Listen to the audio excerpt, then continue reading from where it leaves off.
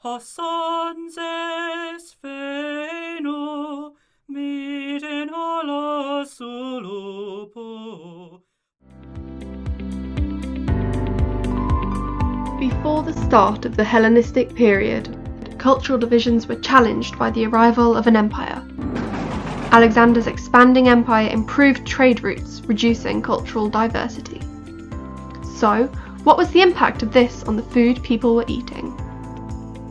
A Greek diet consisted mainly of cereals, vines, and olives. This was called the Mediterranean Triad. Cereal was grown frequently everywhere in the Hellenistic world, but vines and olives were harder to produce. So, let's talk about Egypt. Vines did not exist in Egypt before Alexander's influence.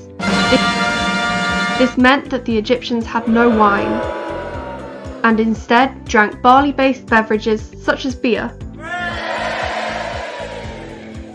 Under Alexander's influence, new and exciting foods were introduced to Egypt, such as vines from Greece, garlic from Lycia, and chickpeas from Byzantium.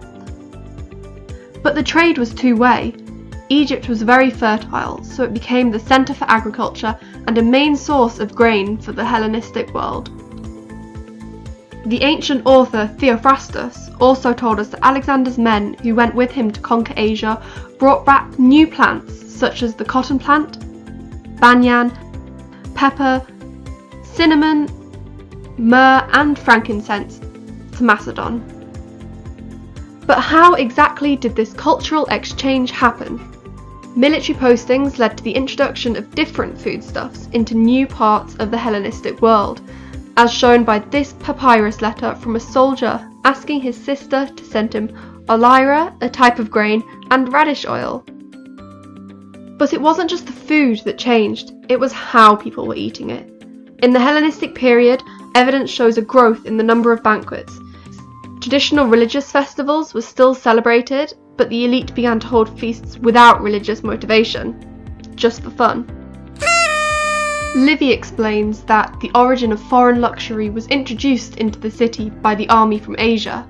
Could he be talking about the introduction of non-religious banquets? An example of the foreign luxury achieved is the wedding banquet of Karanos in Macedonia, circa 300 BC. One of the 20 guests wrote an account which included the first mention of a stuffed pig. The guest mentions that they ate from golden plates and they were enjoying brand new foods for the first time. The impact Alexander's empire had on cuisine in the ancient world is huge.